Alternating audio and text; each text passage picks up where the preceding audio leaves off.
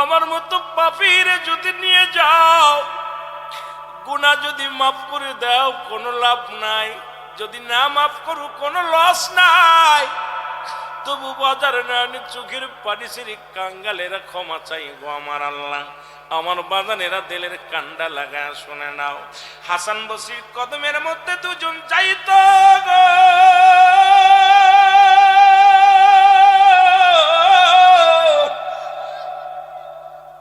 স্বামীটা মারা গেল সন্তানটি মানুষ করার জন্য, ছেলেটাকে লালন পালন করার জন্য। মার দ্বিতীয় কাজ করলেন না।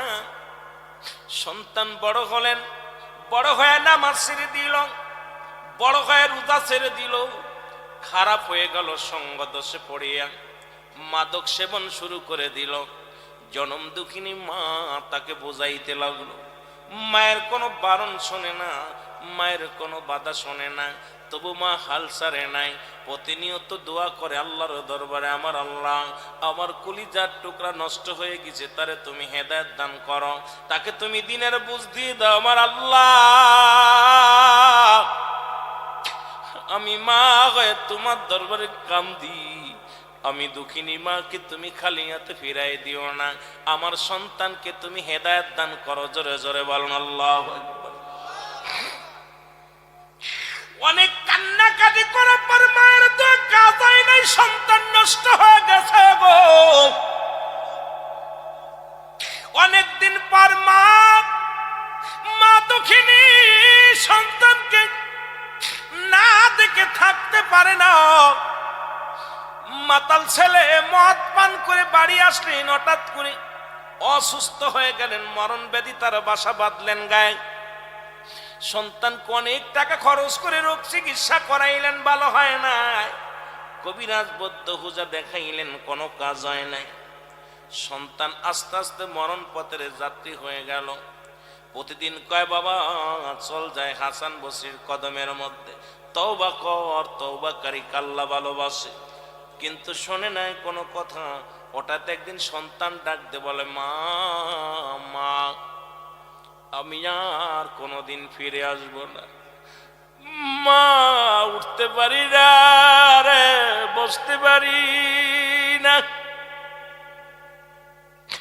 কথা বলতে পারি না, তুমি যাও হাসান বসরির কাছে যাও, সেই জন্য আমাকে তওবা করায় দেয়। সে যদি আমার বাড়ি এসে একবার তওবা করাই তোরে মা, আমি মরে শান্তি পাতাম। মা গো একটু যাও হাসান বসরির কদমের মধ্যে যাও। জনম দুঃখিনী মা চলে গেলেন হাসান বসরির কদমের মধ্যে। সালাম দে, আসসালামু আলাইকুম আল্লাহর ওলি হাসান বসরি গো, আমার মাতাল কর ছেলে তওবা করতে চায়, তাকে একটু তওবা করায় দেন, তাকে যেন আল্লাহ মাফ করে দেয়। হাসান বসরি কয়, মা গো আজকে তুমি আমার কাছে আসছো, তোমার ছেলেকে আমি তওবা করাবো না। তোমার ছেলে যদি মারা যায়, তওবা তো দূরের কথা গো, তোমার কলিজার টুকরা সন্তান যদি মারা যায়, তার জানাজা আমি পড়বো না, এমনকি তার দাফনেও শরীক হব না, কাফনেও শরীক হব না। মা গো তুমি বিদায় হয়ে যাও। ওই মাতাল কর সন্তানের জন্য এত মায়া কান্না কাঁদো না গো মা, তুমি বিদায় হয়ে যাও। হাসান বসরির কদম থেকে মা ফিরে আসলেন। কলিজার টুকরা সন্তান ডাক দে বলে, মা মা। হাসান বসরিকে আইসে গো মা। মা বলে, বাবা রে হাসান বসরি আসে না, বলেছে তুমি যদি মারা যাও, তোমার কাপনেও শরীক হবে না, দাপনেও শরীক হবে না, তোমার জানাজাও শরীক হবে না রে বাবা। ছেলে কান্দার বলে, মা তওবা যদি কবুল না হয়, জাহান্নাম ছাড়া আমার কোনো গতি নাই রে মা। আমি যদি মারা যাই, দুনিয়ার কোনো গোরস্থানে আমার লাশটা তুমি দাফন করবা না, কারণ আমি পাপী, আমি গুনাহগার গো মা। আমার যদি কোনো গোরস্থানে শোয়াও, এই জাহান্নামী মানুষ শোয়ানোর জন্য আরো মানুষের কষ্ট হবে। আমার কবরবাসী ভাইদের স্মরণে আজকে যারা মাহফিল করলো, কত মানুষের দাপন দিলা কবরে, কত খারাপ মানুষ শুয়ে যায় ওই কবরের। মুসলমান মাতাল করে ডাকতে বলে, মা তোমার মাতাল ছেলেরে কোন গোরস্থানে রাখবা না, মা গো, আমি যেদিন মারা যাব আমার গলার মধ্যে রশি লাগাইয়া গো মা টানতে টানতে নিয়া গভীর জঙ্গলের মধ্যে ফেলে দিবা। যদি না পারো গো মা গভীর সমুদ্রে ফেলে দিবা গো মা, আমার লাশটা কোনো কাফন করাইবা না মা, আমার লাশটা কোনো গোরস্থানে শোয়াইবা না মা। মা গো আমার লাশটা যদি গোরস্থানে শোয়াও আমার কারণে আর অন্য ভাই কষ্ট পাবে, খবরবাসী কষ্ট পাবে গো মা। মা গো এই কথা বলেই সন্তান মারা গেল। আল্লাহু আকবার বলেন। এই সব কথা বলেই সন্তান মারা গেল। মারা যাওয়ার পর তো মা জননী দরজায় বসে চোখের পানি ছেড়ে কাঁদতে লাগলো। এমন সময় দরজার মধ্যে টাক টাক করে তিনটা আওয়াজ শুনতে পাইলেন। সালাম দা, আসসালামু আলাইকুম ইয়া আহলাল বাইত। ভিতর থেকে আওয়াজ আসে, ওয়ালাইকুম আসসালাম। কে? কয় মা গো আমি হাসান বসরি আপনার কদমের মধ্যে আসি। কয় বাবা গো কেন আসছেন? আমার কলিজার টুকরার বেঁচে নাই, আমার সন্তানের দুনিয়ার মধ্যে বেঁচে নাই রে, আমার মাতালার কোনদিন মা বলে ডাকবে না, আমি দুঃখিনী মা, আমার বুকটা খালি করে আমার কলিজার টুকরা সন্তান বিদায় হয়ে গেছে। আমার সন্তান তওবা কপালে জুটলো না, গুনাহ মাফ করাইতে পারলাম না।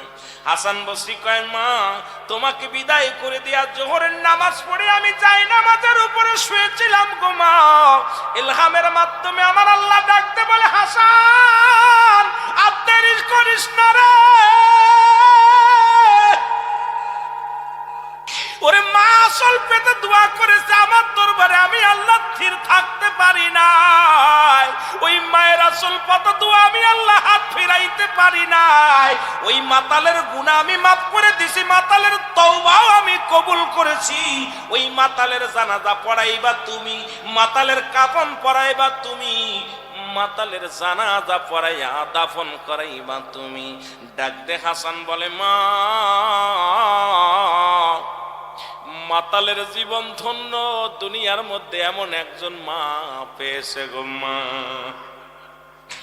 মাতালের জীবন ধন্য,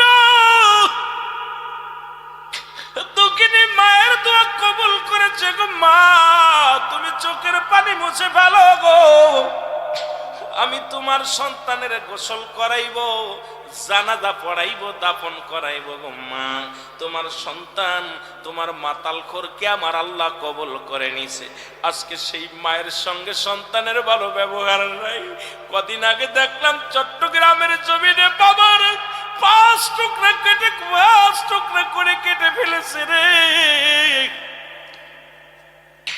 18 বছর আগে বাবা হারিয়ে গিয়েছিল, বাবার সন্ধান পেয়েছে, বাবার সন্ধান পেয়ে রাতের অন্ধকারে ও মুসলমান বউ, শুদ্ধ বউ আর স্বামী দুজনে মিলিয়া আপন বাবাকে টুকরা টুকরা করে 5 টুকরা করে কাটছে। এ কেমন সন্তান গো!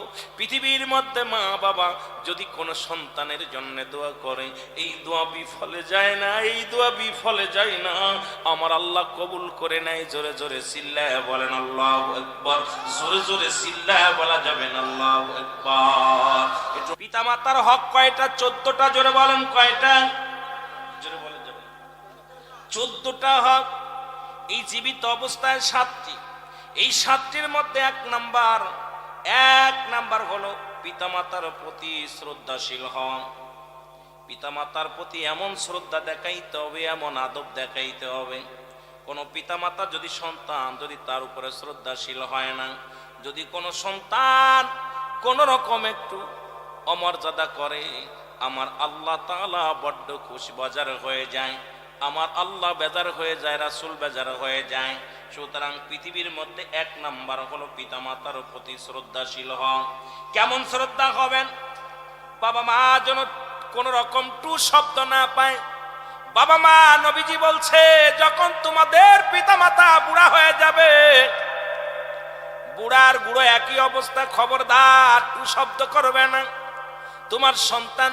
তোমার সন্তান যেমন ভুল করে তোমার মা বাবা তেমনি ভুল করবে।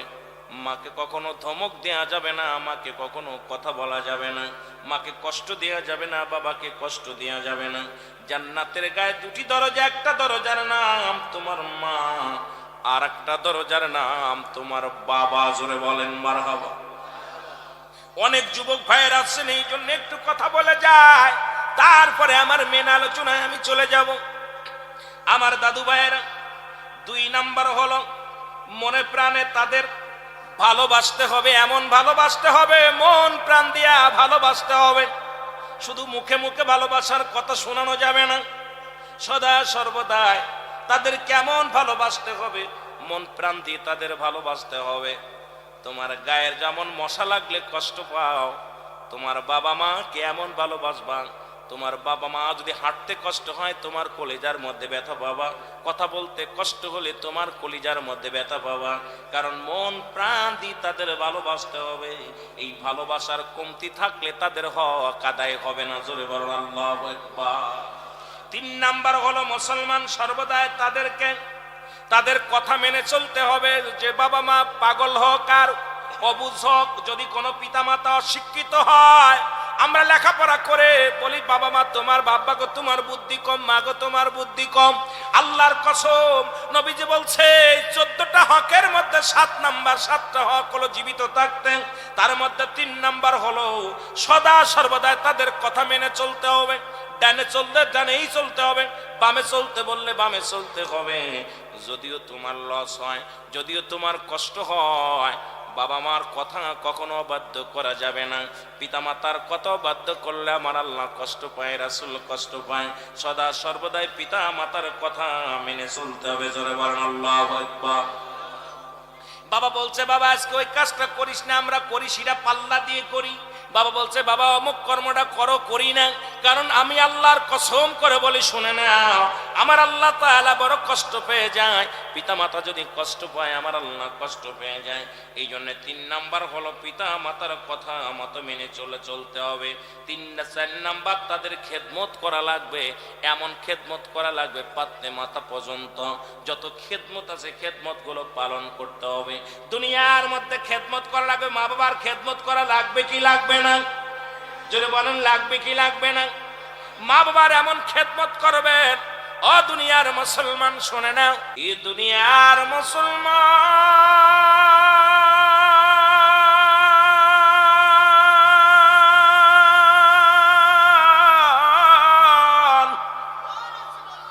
জীবন ভরে কত গুনাহ করলা গো, এই গুনার বোঝা নিয়ে যদি দুনিয়া থেকে বিদায় হয়ে যাও, কবরটা হবে বড় কঠিন গো দুনিয়ার মুসলমান। এই দুনিয়া থেকে চির বিদায় হয়ে যাব, থাকার জায়গা নয়। কত টাকাওয়ালা কত বাড়িওয়ালা পৃথিবীর মধ্যে যারা আগমন করলো গো, টাকাওয়ালার অভাব ছিল না, বাড়িওয়ালার অভাব ছিল না, ধন দৌলতের অভাব ছিল না। আজকে কেউ তারা দুনিয়ার মধ্যে নাই, আমরাও চলে যাব রে মুসলমান। এই দুনিয়াটা থাকার জায়গা নাই, চির বিদায় হয়ে যাব। আমার আল্লাহ যেন কখন ডাক মারবে, কখন যেন বিদায় হয়ে যায়। এই জন্য বেশি বেশি আমার মাওলার জিকির করব, মাওলার প্রেমের পাগল হব রে মুসলমান। এই পৃথিবীর মধ্যে আসার সিরিয়াল আছে, যার কোনো সিরিয়াল নাই। দেখা যায় সন্তান বাবার কাঁধে, বাবা সন্তানের কাঁধে, বাবার কাঁধে সন্তানের লাশ, সন্তানের কাঁধে বাবার লাশ, দাদার কাঁধে নাতির লাশ, নাতির কাঁধে দাদার লাশ। কে কখন চলে যাবে কেউ বলতে পারি না।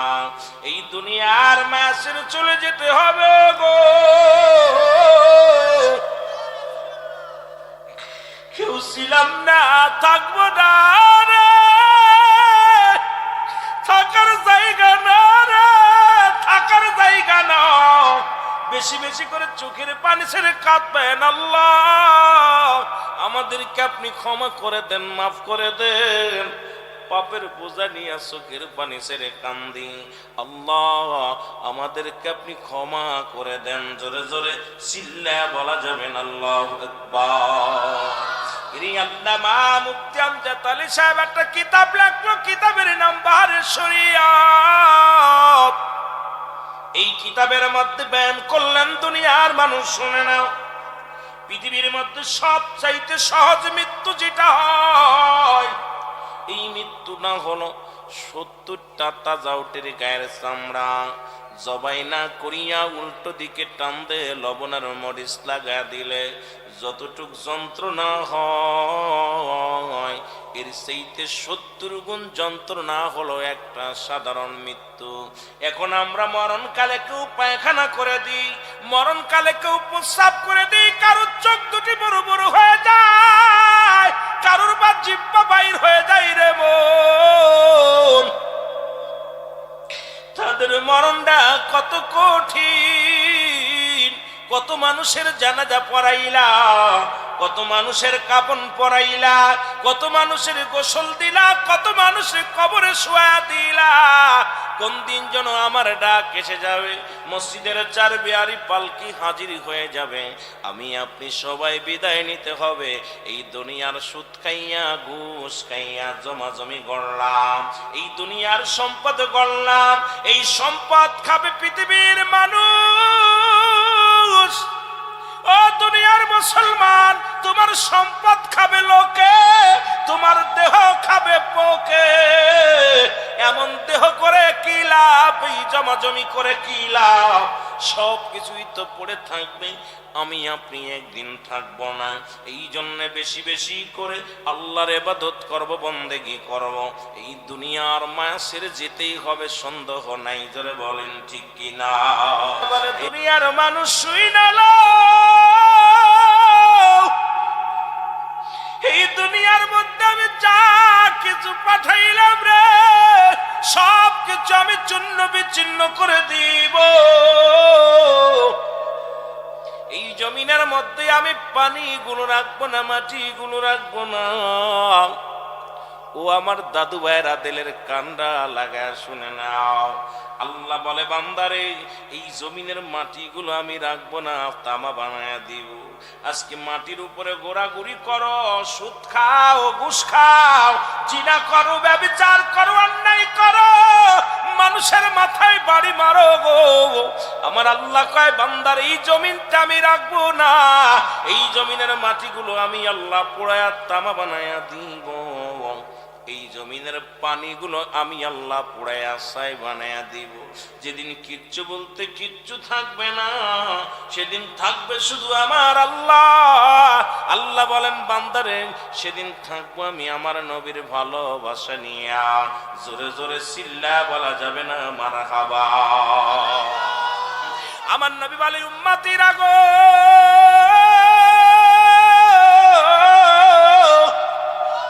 এই দুনিয়ার মধ্যে আমি নবী আগমন করেছি আমার উম্মতের কল্যাণ স্বরূপ। জোরে জোরে বলেন মারহাবা। কারণ আমি নবী আমার উম্মতের সঙ্গে কথাবার্তা বলেছি। আমার নবী বলেন, বাবারা আমার উম্মতের সঙ্গে কথাবার্তা বলতে পেরেছি, আমি আমার উম্মতের সঙ্গে চলাফেরা করেছি, আমি আমার উম্মতের মতো ঘর সংসার করেছি। এই জন্য আমার দেশের কিছু অভাবী বাজানরা আছে, যারা সারাক্ষণ কয় নবী আমগার মতো মানুষ। বাবারা দিলের কান্ডা লাগায় শোনেন নবী কি বলেন, আর আমরা কি বলি? নবী কয়, আমার উম্মতিরা আমি নবী দুনিয়ার মধ্যে আগমন করেছি, কথাবার্তা চলাফেরা আমার উম্মতের সঙ্গে করেছি। এই জন্য আমার উম্মত গুলো ধন্য, আমার উম্মতের জন্য আমি বড় নবী নিয়ামত।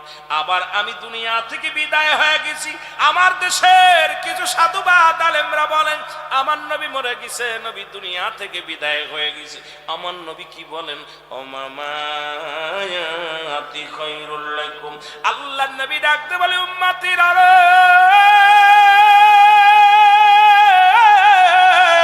আমি নবী দুনিয়া থেকে বিদায় হয়ে গেছি, আমার উম্মতের জন্য কল্যাণ স্বরূপ। জোরে জোরে বলো মারহাবা।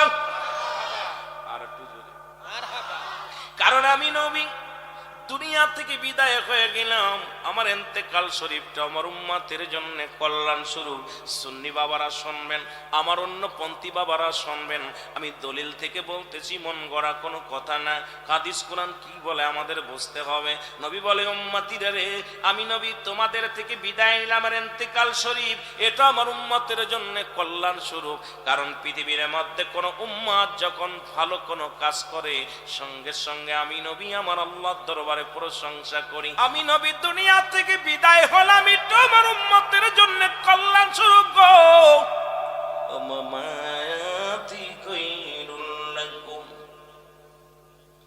কারণ পৃথিবীর মধ্যে কোন উম্মত কোন ভালো কর্ম করে গো, তোমার দ্বীনের কাজে বসেছে গো আমার আল্লাহ, আমি আমার অমুক অমুক বান্দার জন্য প্রশংসা করি। আবার কোন বান্দা যখন গুনাহের কাজ করে, আল্লাহ নবী বলে, উম্মতিরা রে শুইনা লও, যখন কোন উম্মত গুনাহের কাজ করে, সঙ্গে সঙ্গে আমি নবী আমার উম্মতের হইয়া ইস্তেগফার করি, ক্ষমা চাই। আমার নবী বলে, আমার উম্মতিরা যখন কোন গুনাহের কাজ করে, গুনার মধ্যে ডুবে যায়, সঙ্গে সঙ্গে আমি নবী আমার আল্লাহর দরবারে ইস্তেগফার করি, ক্ষমা চাই। অন্যায় করে সন্তান বাপ মাপ চায় বাবাই, অন্যায় করে গ্রামের ছেলে মাপ চায় চেয়ারম্যান মেম্বার যাইয়া, উম্মতিরা অন্যায় করে নবী চায় ক্ষমা মাপ চায়। এই নবীর পক্ষে থাকার দরকার আছে কিনা রে ভাই? মৃত্যুর পরে 7টা হক কয়টা? মৃত্যুর পরে 7টা। তাদের মাগফিরাতের জন্য দোয়া করা, জোরে বলেন মাগফিরাত, আল্লাহু আকবার। মাগফিরাতের জন্য দোয়া করা। এখন আমাদের দেশের অধিকাংশ আলেমরা দোয়া করে না। আমার বাজানেরা শুনে নাও, বাবা মা যখন মারা যাবে তাদের জন্য মাগফিরাত কামনা করতে হবে, দোয়া করতে হবে, সদা সর্বদাই মাগফিরাত কামনা করতে হবে। আমার আল্লাহ যারে পাবেন তারে বলবেন, আমার আব্বার জন্য দোয়া করেন, মার জন্য দোয়া করেন, আল্লাহ যেন পিতা মাতার জীবনের সব গুনাহগুলো মাফ করে দেয়। কেন মাফ করে দিতে বলবেন? আমার শুনে নেন, নবীজি বললেন, সাহাবীরা রে, তোমরা কেউ কি কবুল হজের সব পাইতে চাও?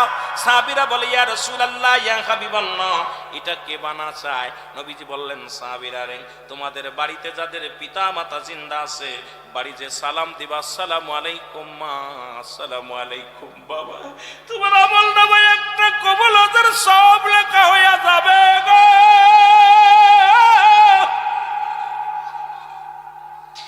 নবী দেখে সাহাবীরা চোখের পানি ছেড়ে কাঁদে, এক পাহাড়ের কিনারে বয়ে বয়ে কাঁদে। নবী কয়, সাহাবীরা তোরা কেন কান্দিস?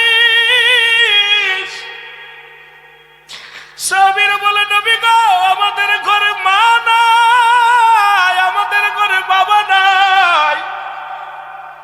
এই আমলটা যদি 10টা দিন আগে শুনতে পারতাম, আমরা এই নেকিটা হাসিল করতে পারতাম। নবী গো, এই 20টা দিন 1 মাস আগে মারে হারাইছি, বাবারে হারাইছি, আমরা দোয়া থেকে বঞ্চিত হয়ে গেছি। ইয়া রাসূলুল্লাহ, ইয়া হাবিবাল্লাহ। আমার নবী ডাক দিয়ে বলে, সাহাবীরা রে, তোরা কেমন এতিম রে সাহাবীরা? আমি নবীর মতো পৃথিবীতে কেউ এতিম নাই রে। আমি জনম দুঃখিনী, মা নাই, বাবার চেহারা কোনোদিন দেখি নাই। আমার আল্লাহ বলে, আলাম ইয়াজিদকা ইয়াতীমান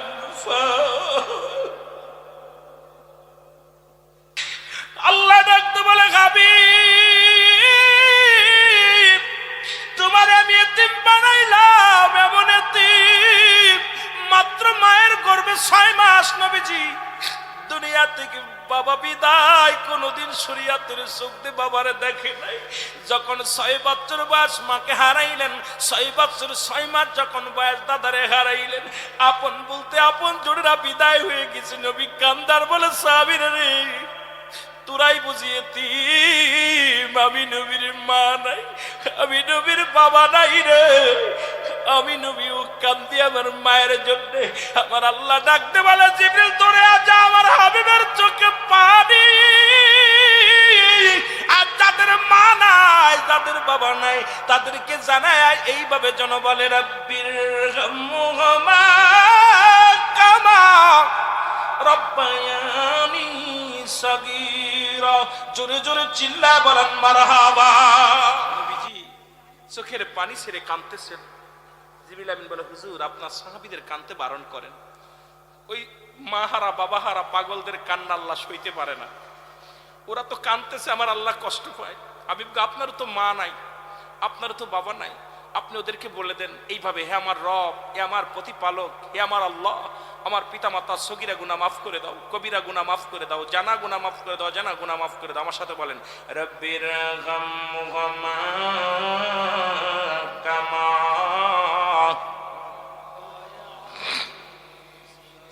জোরে বলেন, রব্বির গামহুমা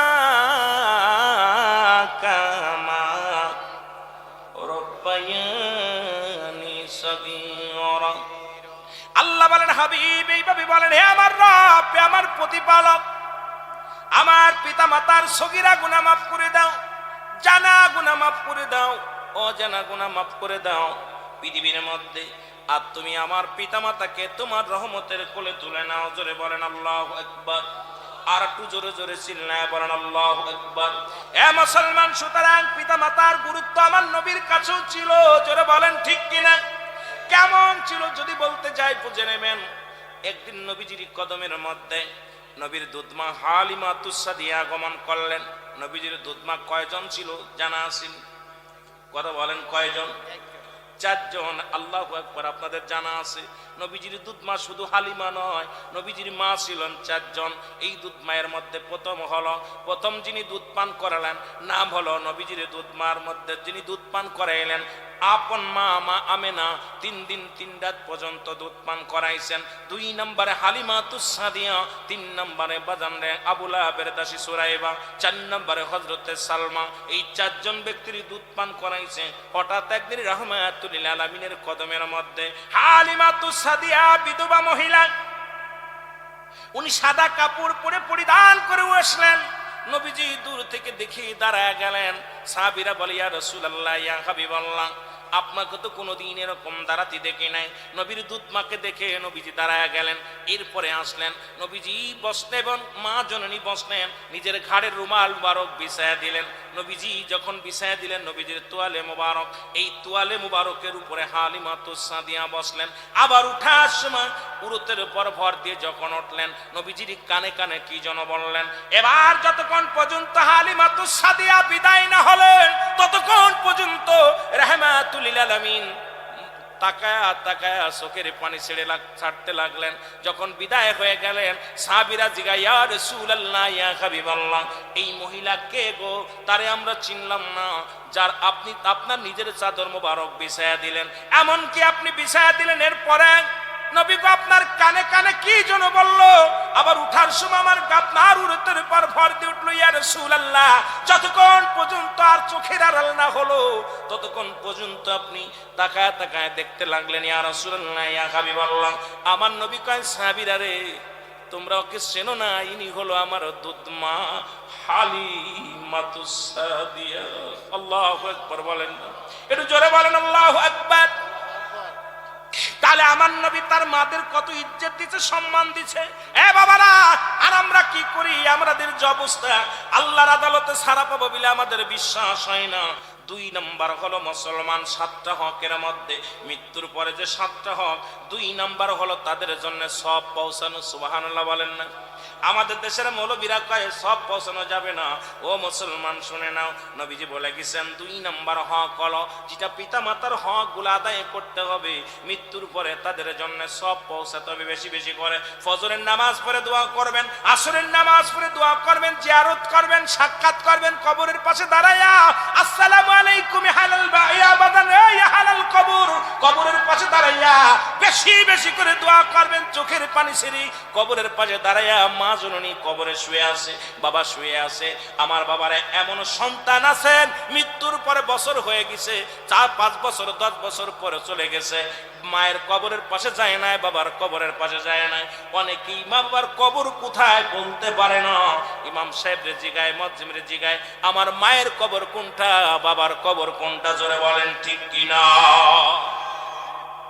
2 নম্বর হলো কবরবাজানদের সব পৌঁছানো। 3 নম্বর হলো তাদের সঙ্গী সাথীদেরকে, আত্মীয় স্বজনদের সমাধানদের সম্মান করা। আপনার আব্বা মার যারা আত্মস্বজন থাকবে তাদের সম্মান করতে হবে। মামার কুল, নানার কুল যারা থাকে, যারা শুনে নেন, নানার কুল গুলো মায়ের কুল, আর বাবা বাদান চাচার কুল, তাদের আত্মীয় স্বজন যারা থাকবে তাদের সাথে দুর্ব্যবহার করা যাবে না, আত্মীয় স্বজনের সঙ্গে ভালো ব্যবহার করা লাগবে। বাবা মায়ের আত্মীয় যারা আছে, বান্ধবী আছে, বন্ধু আছে, এই বাবা মার আত্মীয় স্বজন যারা আছে, আপনার বাবা মা মারা গেলে অনেকেই কয় আত্মীয় আত্মীয় চেনে না, আপনার আব্বার আত্মীয়, মায়ের কুটুম, আপনার বাবার কুটুম যারা আছে তাদের সঙ্গে সুন্দর ব্যবহার, তাদের সঙ্গে ভালো ব্যবহার করা লাগবে। জোরে জোরে চিল্লায়া বলা যাবে না আল্লাহু আকবার। এ মুসলমান গভীর মনোযোগ। মুসলমান 4 নাম্বার হলো সাথী সঙ্গী আত্মীয় স্বজনদের সাথে সাহায্য করা। তাদের আত্মীয় স্বজন যারা থাকবে তাদের সাহায্য করতে হবে। আজকে আপনি টাকাওয়ালা হয়েছেন, বাড়িওয়ালা হয়েছেন, আপনার মায়ের একজন আত্মীয় তিনি মুরব্বী মানুষ, আপনার বাবার একজন আত্মীয় তিনি গরিব মানুষ, অবশ্যই তার সাহায্য করতে হবে। রাসূল বলছে তোমার পিতা মাতার, তোমার আত্মীয় স্বজন, তোমার পিতা মাতার আত্মীয় স্বজন যারা দুনিয়ার মধ্যে আছে তাদেরকে সার্বিক সহযোগিতা করা, সাহায্যের হাতটা বাড়াইয়া দেওয়া। তারা অসহায়, তাদেরকে আপনি সাহায্য করেন, একটা কাপড় কিনে পড়তে পারেন, একটা কাপড় দেন, তাদের পেটে খাবার নাই, কিছু চাউল কিনে দেন, তাদের যে কোনো সহযোগিতার জন্য হাতটা বাড়ায় দেন, কারণ উনি আপনার বাবার আত্মীয়, আপনার মায়ের আত্মীয়।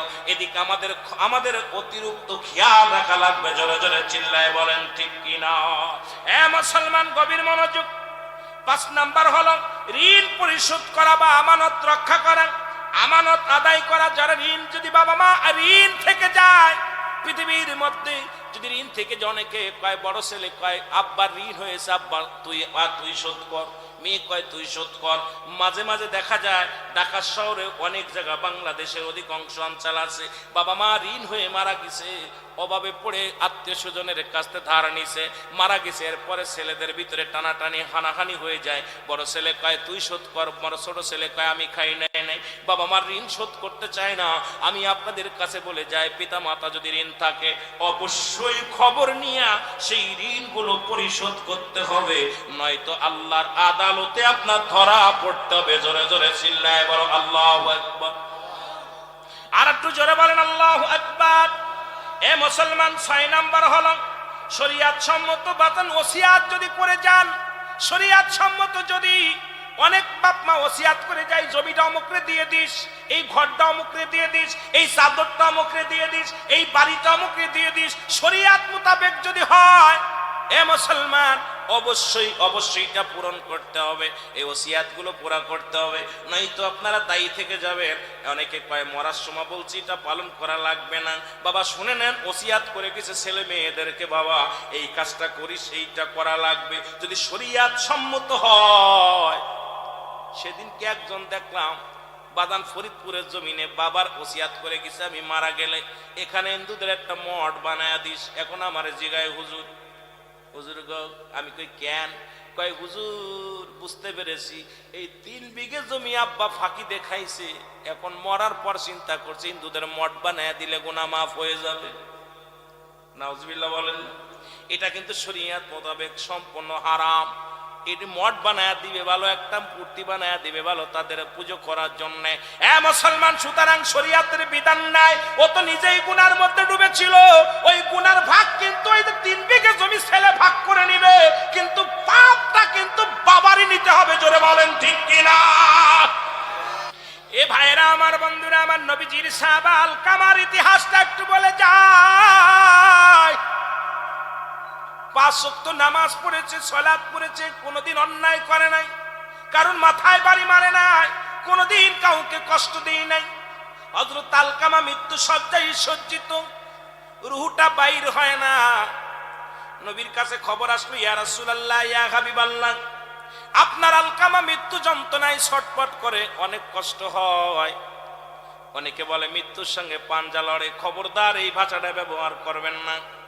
মৃত্যুর সাথে কোনো ব্যক্তি পাঞ্জা লড়তে পারে না, বল মৃত্যু শয্যায় সজ্জিত, কারণ মালাকুল মউতের সাথে কি মারামারি করবেন? সম্ভাবনায়, কারণ মৃত্যু শয্যায় সজ্জিত, কখন যেন আজরাইল চলে আসবে, নিয়ে যাবে আপনাকে, আমাকে নিয়ে যাবে। আমার ভাইরা আমার, নবীজি বললেন আমার সাহাবীরা তোমরা যাও, তাড়াতাড়ি যাও, আমার আলকামার চারিপাশে দাঁড়ায়া দোয়া করো। চারিপাশে ঘিরে দাঁড়ায় দোয়া করো, কালেমা পড়ো, তসবিহ পড়ো, কুরআন তেলাওয়াত করো, আমার আলকামার মৃত্যু যেন সহজ হয়। সাহাবীরা চলে গেলেন আলকামার বাড়ি। বাড়িতে যাইয়া চারিদিক ফিরে দোয়া করে, চোখের পানি ছেড়ে ছেড়ে কাঁদতে লাগলেন, কিন্তু মৃত্যু হয় না, মৃত্যু যন্ত্রণাও লাঘব হয় না। দৌড়ে আসলেন সাহাবীরা, বলে ইয়া রাসূলুল্লাহ, ইয়া হাবিবাল্লাহ, আলকামার কষ্ট আমাদের সহ্য হয় না,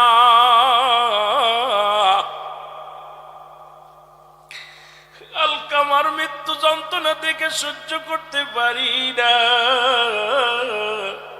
ইয়া রাসূলুল্লাহ, ইয়া হাবিবাল্লাহ, আপনি দোয়া করেন আলকামার জন্য মৃত্যুটা সহজ হয়।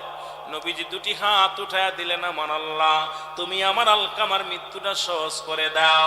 আমার আল্লাহ ডাকতে বলে, হাবিব,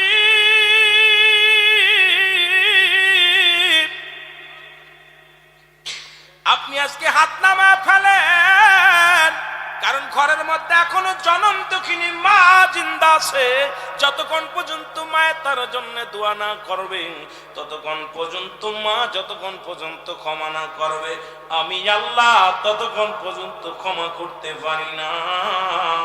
তার মৃত্যু যন্ত্রণা সহজ করা সম্ভব হবে না। আল্লাহর নবী দূরে চলে আসেন আলকামার বাড়ি, সালাম দিলেন, আসসালামু আলাইকুম হালাল বাইত। ঘরের ভিতর কেউ আসনি, বাড়ির ভিতর ঘরের ভিতর আসনি কেউ, ভিতর থেকে আওয়াজ আসে, আলাইকুম আসসালাম। নবীজি বলে, মা, মা গো, ও আলকামার মা, আমি আপনার কাছে জানতে চাই, আমার আলকামা কি জীবনে কোনো অপরাধ করেছে, কোনো অন্যায় করেছে, জানতে চাই। নবী বলে, না না, আলকামা জীবনে এক ওয়াক্ত নামাজ সারে নাই, জীবনে নামাজ সারে নাই, জীবনে হজ সারে নাই, কুরবানি সারে নাই, যাকাত দেয় সারে নাই, জীবনে মিথ্যা কথা বলে নাই। আমার আলকামা একজন ফেরেশ মানুষ, আমার আলকামার মতো দ্বিতীয় আর কেউ হয় না। জোরে বলো আল্লাহু আকবার।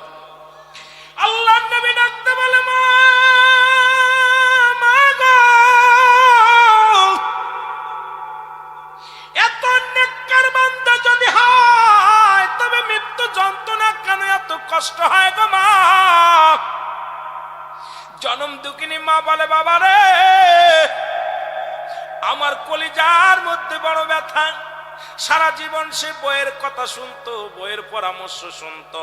আমার মা বোনেরা শুনে নাও, আমি বইয়ের কথা আবার অনেককে মা বোন বলবে, রুহুল আমিন সাহেব এমনি স্বামী কথা শোনে না, তারপরে আবার আপনি কি বলে যান। শোনো মা, বইয়ের জায়গা বোর সঙ্গে কোনোদিন মায়ের তুলনা হয় না। মায়ের জায়গা মা, বইয়ের জায়গা বউ, বউ বউয়ের জায়গা বউ, মায়ের জায়গা মা, বাবার জায়গার মা। এর পৃথিবীর মধ্যে বউ যদি মারা যায়, বউ পাবি,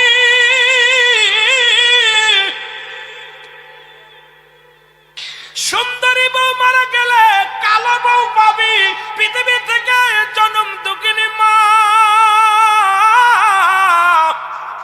একবার যদি বিদায় নিয়ে যায়, বাবা যদি বিদায় হয়ে যায়, এত বড় নিয়ামত পৃথিবীর কোথাও মিলবে না। জোরে বলেন ঠিক কিনা?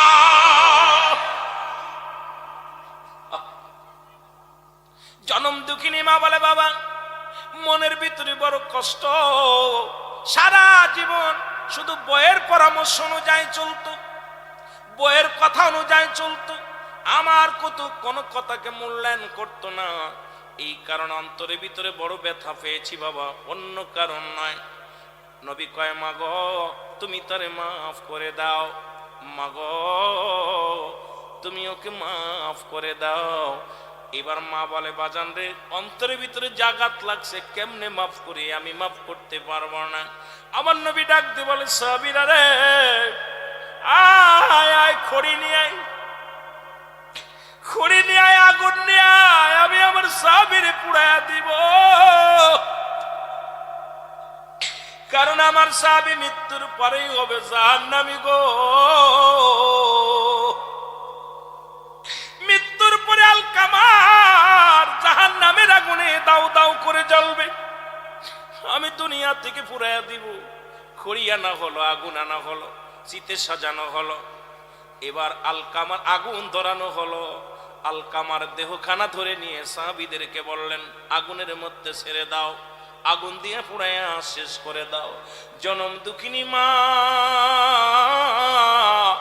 ঘরের ভিতর থেকে একটা চিৎকার মেরে দিছে, আমার নবীর সাহাবীরা রে, আমি জনম দুঃখিনী মা, আমি সহ্য করতে পারবো না। আমি মা বেঁচে থাকতে আমার কলিজার টুকরা আগুনে পুড়াইবা, আমি মা কেমনে মেনে নিব?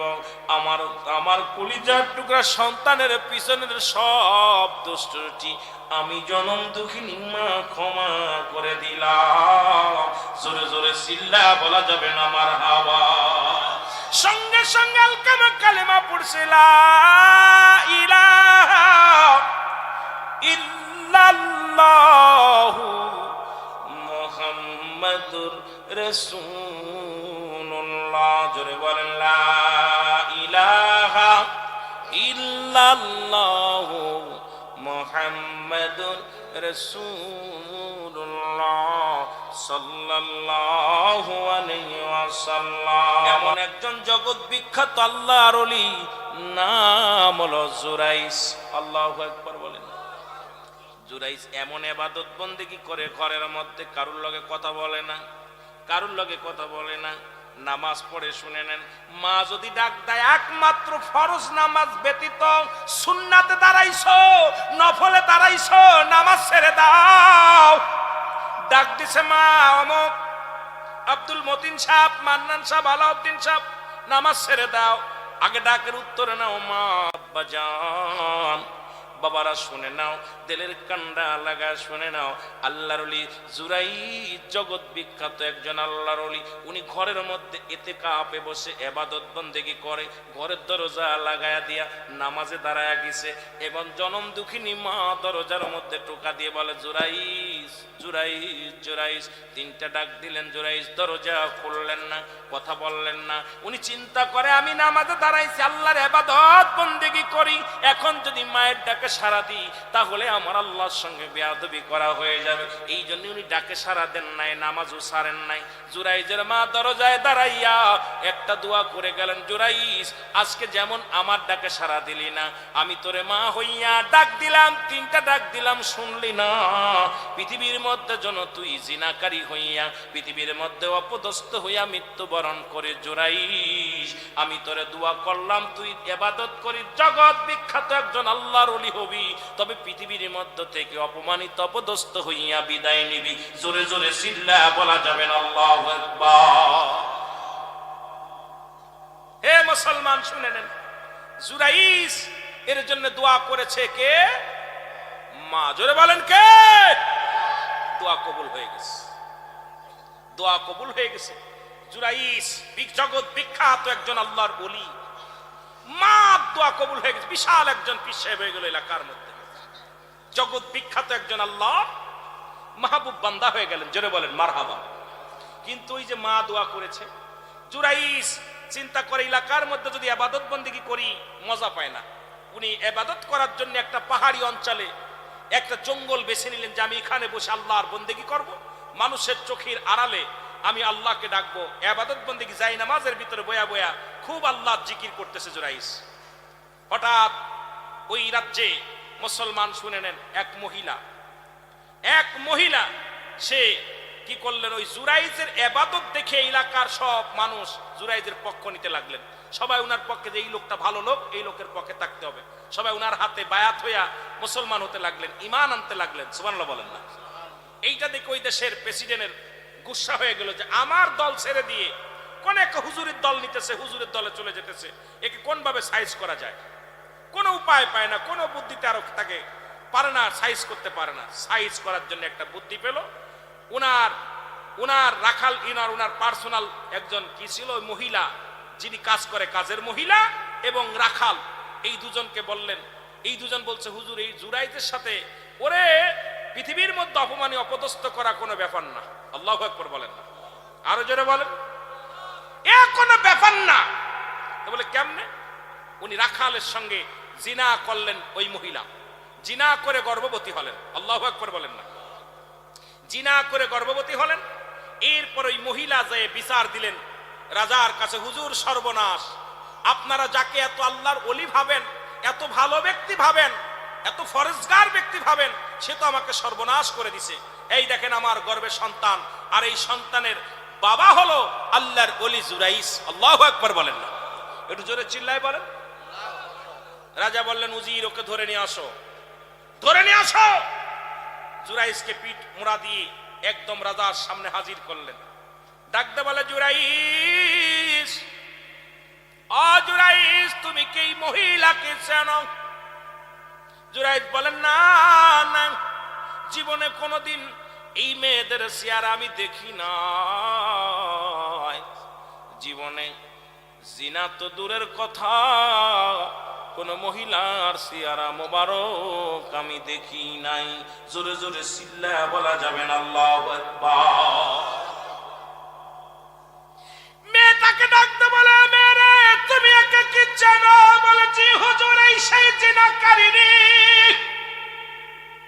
যিনি আমার সর্বনাশ করেছে, এই হুজুরের সন্তান আমার গর্ভে।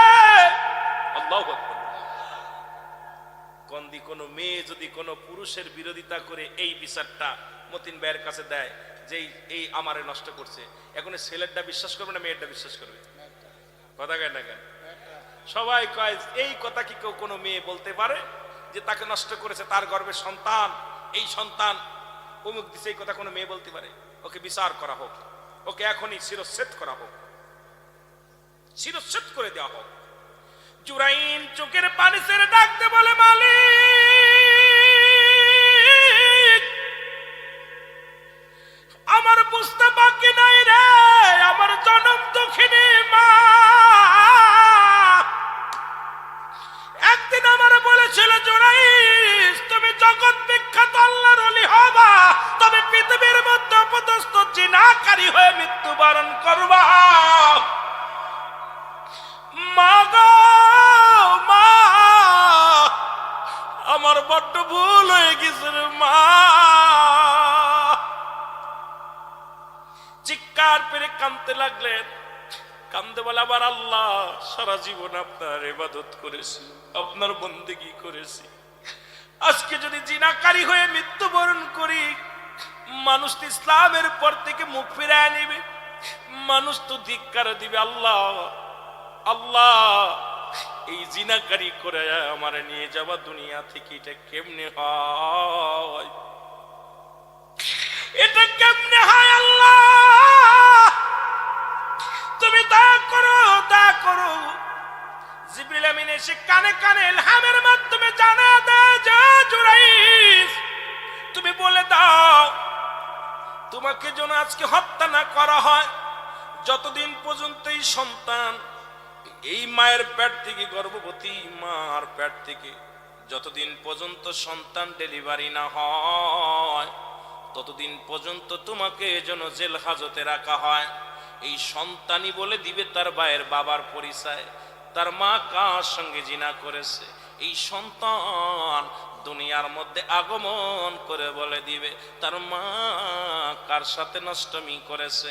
সুতরাং দারগি জুরাইন কয়, হুজুর, আমার একটা মৃত্যুর আগে একটা দাবি, আপনারা আমার কোনো কথা রাখবেন না, আমার কোনো কথা শুনবেন না আমি জানি, তবে একটা ছোট্ট একটা দাবি, ওই সন্তানটা যতদিন পর্যন্ত দুনিয়ার মুখ না দেখে, ততদিন পর্যন্ত আপনারা আমাকে জেলখানার মধ্যে রাখেন, বন্দি রাখেন, বন্দি রাখবেন। যেদিন ওই সন্তান দুনিয়ার মধ্যে আগমন করবে, ওই সন্তান বলে দিবে তার মার বাবার পরিচয়, ওর বাবাকে, ওর মাকে, কিডা ওর মায়ের সাথে ছিল, এটা ওই সন্তান পরিচয় করায়া দিবে। আল্লাহর ওলি এই কথা বললেন। বাজান, ওই দেশের রাজার মনে একটু দয়া হলো, উনি বললেন, যাও জুরাইনকে অন্ধর মহলে রেখে দাও, এই অন্ধকারে রেখে দাও রে মুসলমান। শুনে নাও, শুনে নাও, শুনে নাও। এইরকম 1 মাস গেল, 2 মাস গেল, 3 মাস গেল, 4 মাস গেল, 5 মাস গেল, 6 মাস গেল, 10 মাস 10 দিন পূর্ণ হয়ে গেল। আল্লাহর ওলি ও মুসলমান ওই জেলখানার মধ্যে চোখের পানি ছেড়ে কান্দার বলে, আমার আল্লাহ, আমি মারা যাব, কোনো দুঃখ নাই, আমার মায়ের দোয়া কবুল হয়ে গেছে, এই জীবনে আমার কোনো দুঃখ নাই, তবে ইসলামের মধ্যে কলঙ্ক লাগলো। আল্লাহ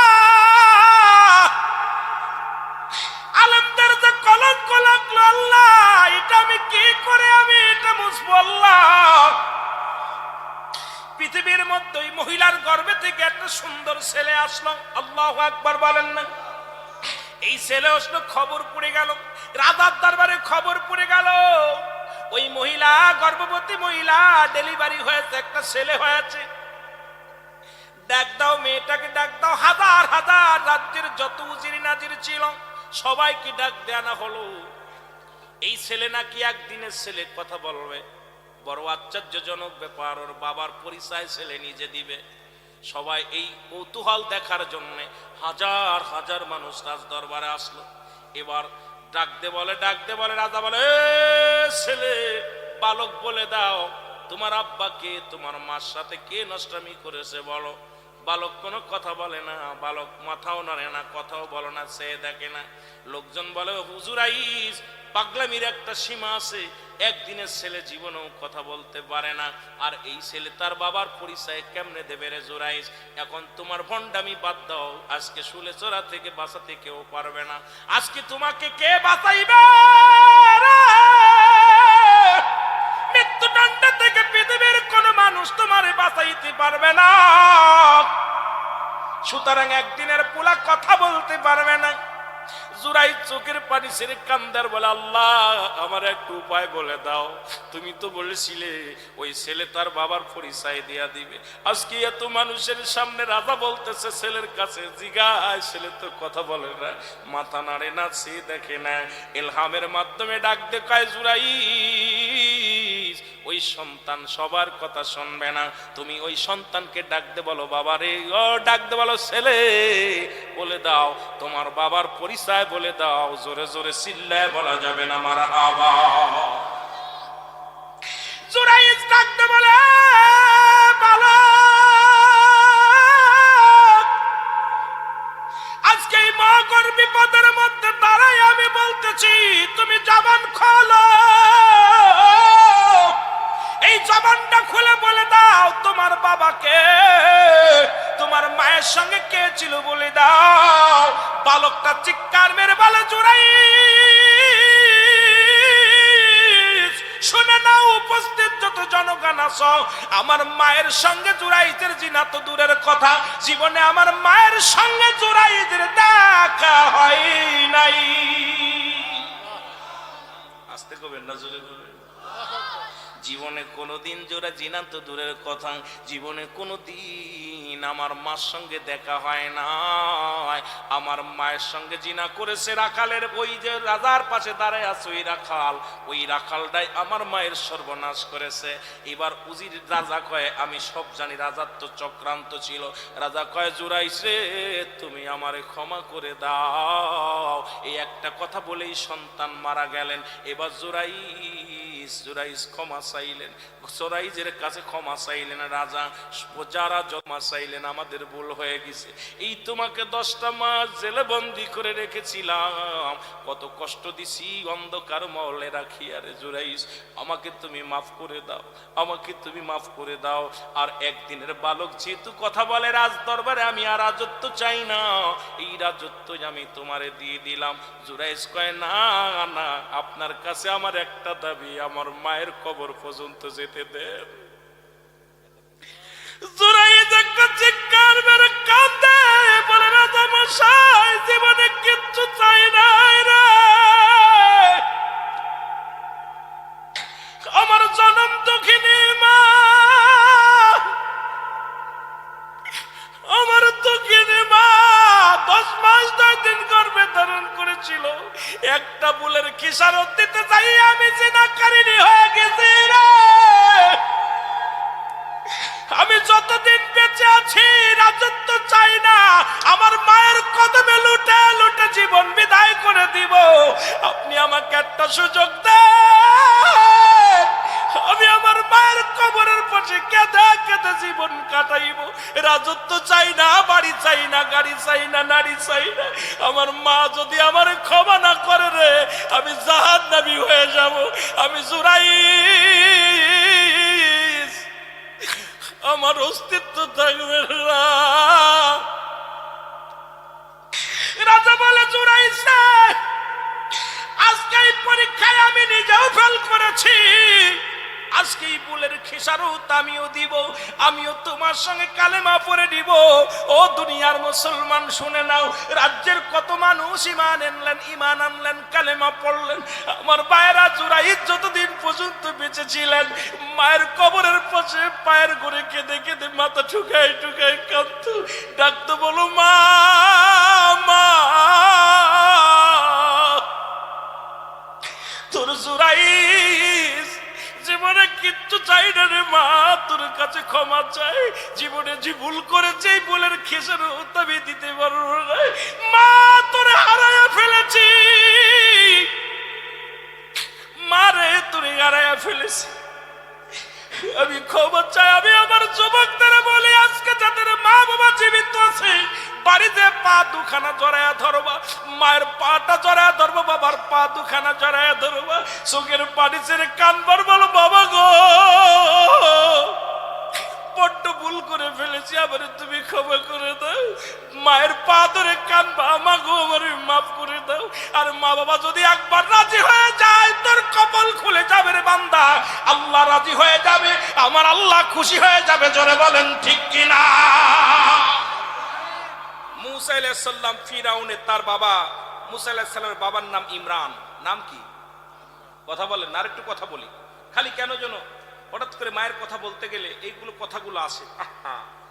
মুসা আলাইহিস সালামের বাবার নাম কি? কেন বলেন? আর বড় ভাইয়ের নাম হারুন। সুবহানাল্লাহ বলেন না?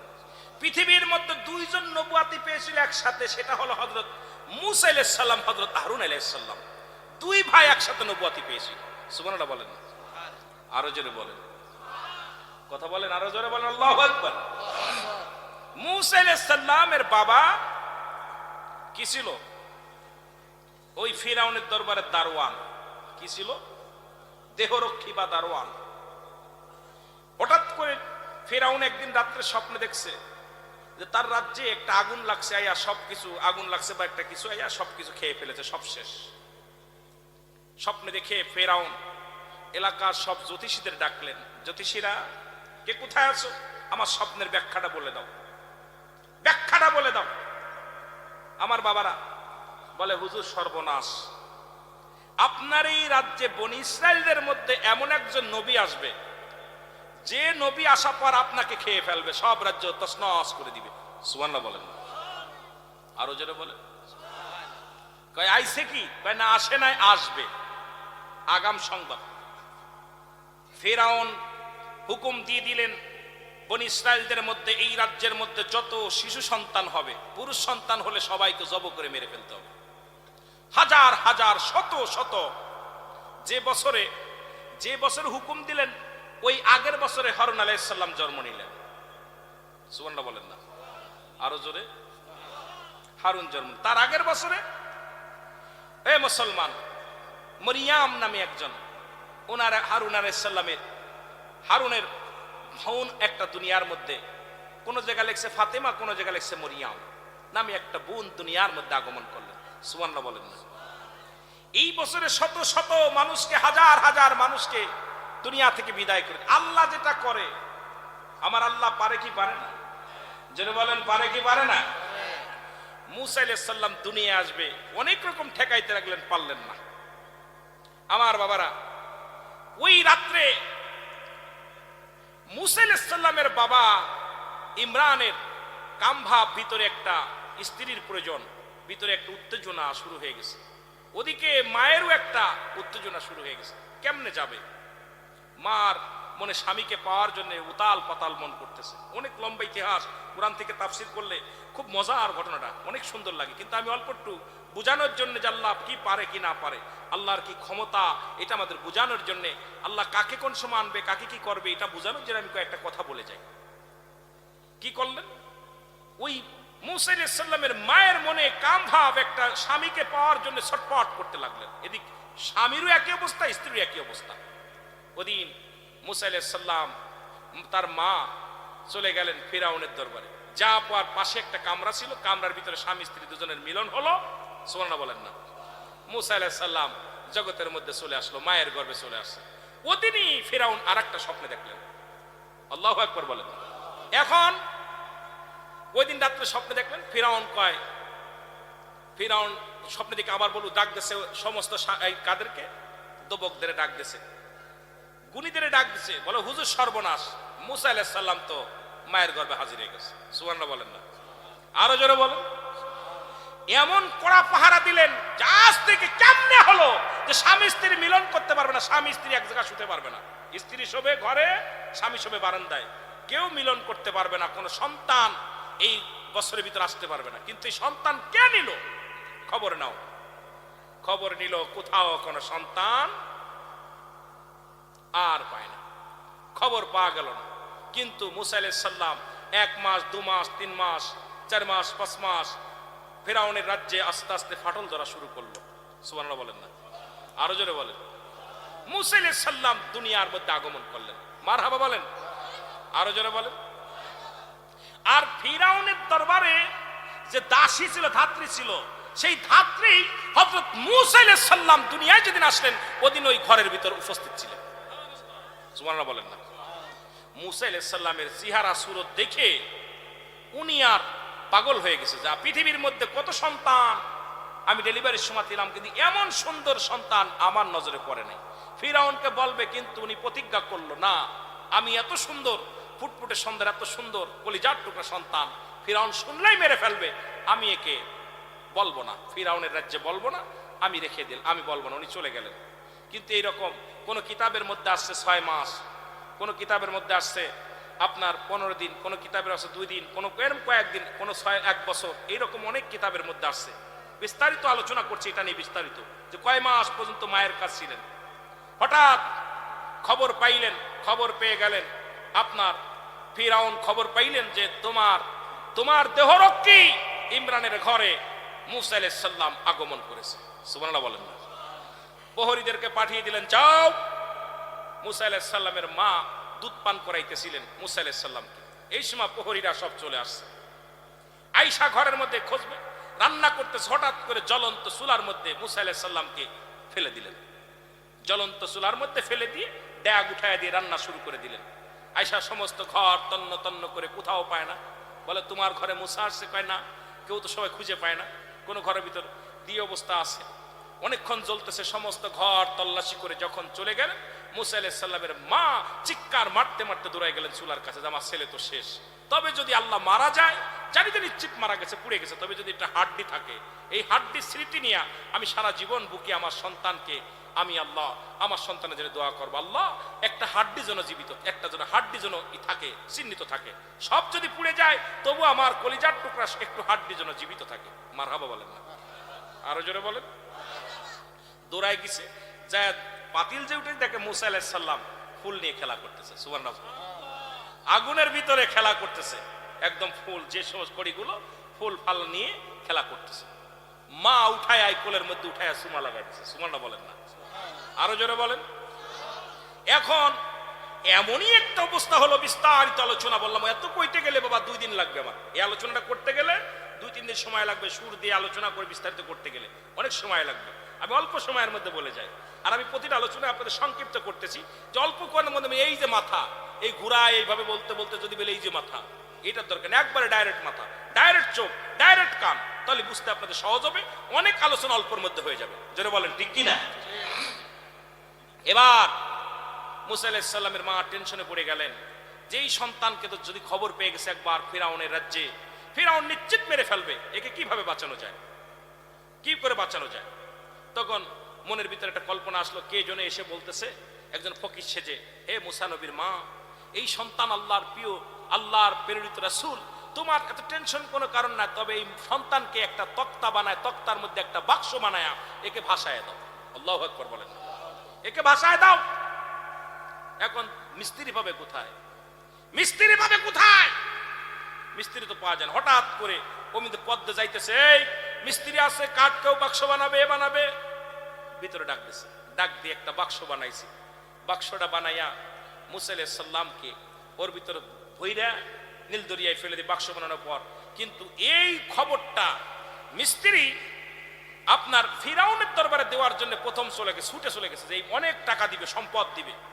প্রথম যখন বলতে গেছে, হুজুর আপনার এই পর্যন্ত আর কথা বলতে পারে না, এই পর্যন্ত বলার পর বুবা হয়ে গেছে, আবার ভালো হয়ে গেছে, আবার দৌড়ে গেছে, আবার বুবা হয়ে গেছে, আবার দৌড়ে গেছে, আবার বুবা হয়ে গেছে। তিনবার মুসা আলাইহিস সালামের খবরটা পৌঁছায় দিয়েছে ফিরাউনের কাছে, কিন্তু আল্লাহ তাকে যেই সম্পূর্ণ কথা বলে মুসা উচ্চারণ করবে অমুক ঘরে বলার আগেই তুতলা হয়ে যায়, আর বলতে পারে না, কথা বাইরে, আল্লাহ জবান বন্ধ করে দেয়, জবানটা বন্ধ করে দেয়। এই অবস্থা থাকা পর, এই অবস্থায় এদিকে মা করলেন কি, ফেলে দিলেন বাক্সর মধ্যে ভরে নীল দরিয়ার মধ্যে ছেড়ে দিলেন। আল্লাহু আকবার বলেন না, দরিয়ায় ছেড়ে দিলেন। আর মেয়েকে ডাক দিয়ে বললেন, মা খবর নাও, খবর নাও, বাক্সটা ভাসতে ভাসতে কোথায় যায়, তুমি পিছে পিছে যাও।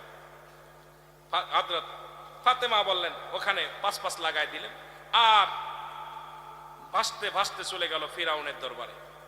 কোন কিতাবে আছে ফিরাউন নিঃসন্তান ছিল, আবার কোন জায়গায় আছে ফিরাউনের একটা মেয়ে সন্তান ছিল, আবার কোন কিতাব আছে ফিরাউনের অনেকগুলো ছেলে মেয়ে ছিল, তাদেরকে আগুনে পোড়ায় শেষ করে দিছে।